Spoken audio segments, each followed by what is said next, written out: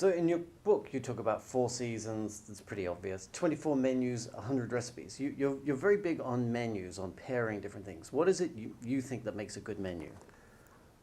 Well, I like to design a menu that's cohesive, that has a beginning, a middle, and an end. And I think that's important. A lot of people don't know so much about making menus. That's one of the things I tried to demonstrate here, is that a meal starts in a certain way, gets a little bit deeper, then moves on to something refreshing at the end. How do you create a good menu then? Give us an example of some of the things in your book. Well, I'll tell you, the thing I'd really like to do the most is go to the market and see what's there. I rarely decide what I'm going to cook before I go to the market, if at all possible. Right. Now, maybe that's a luxury for me, but it's one of the most enjoyable things to me. I go to the market, I see the turnips, I want the turnips. Then maybe that's the starting point for the meal. Or I may go to the market and see the strawberries, and I want the strawberries for dessert, so I have to work backwards from there. But really, I go to the market and ogle the vegetables. That's the way. Right. Yeah.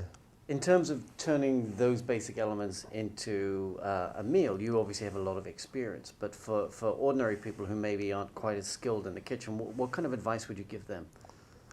I would say keep it simple. I would say keep it very simple.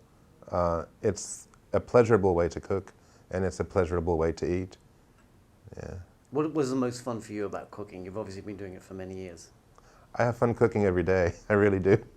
I like to chop the onions. I like to wash the lettuce. I like to peel the carrots. But I also like to create the dish. I like to go from the beginning to the end and serve it.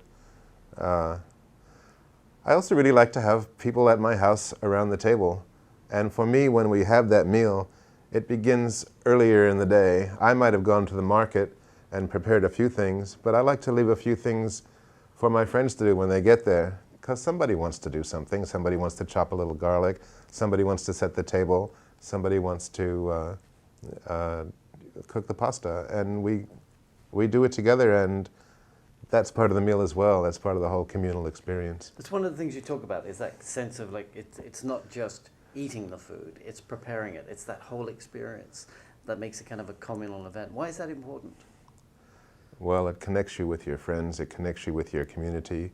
It connects you with the farmers too. Let's talk a little bit about the figs that you brought today. You've kind of sorted them out into different categories. What are the different categories here? Well, I have sorted them into different categories, and that's because I want to prove a point. And the point is, a ripe fig is a good thing, and that's the only thing you want in a fig. So I've got them divided here into little piles. This pile here is not ripe. Right. Very firm, not ripe. These are almost a little softer, but not much better. These are getting there. But these over here that are beginning to get a little bit wrinkly and soft, those are the figs you want. Because that's kind of counterintuitive to someone like me. I would go to the store and look at those and think, oh, those look like a nice color and firm. And yet you're saying the stuff that I would think was just a little bit saggy and overripe. That's the one to go for. Well, it is with figs. You wouldn't necessarily want your banana to be wrinkly or your peach, but your fig, you do want it to be wrinkly, and I'll tell you why. Because as it's hanging on the tree, and it begins to shrink a little bit, the fruit's sugars are getting concentrated, and that's what makes it taste good. Right. So I'll show you with these figs. Okay. Because here's a fig that is, well, it's hard, it's green, it's not ripe at all. Right. It won't be ripe. It'll never be ripe, probably. What's the best thing to do with that? Just throw it away? Well, no. I mean, you can leave it at room temperature for a few days in your kitchen. It will ripen somewhat. But if it's picked very green, it may not get ripe. Okay. It might be better to use it for something else, maybe make some jam. But you'll have to add quite a bit of sugar. So, I mean, I'll show you. This one is, you see how pale it is? Right, yeah. And sort of firm. It has no odor. It doesn't smell sweet, doesn't smell good at all. Almost musty in a way. Yeah.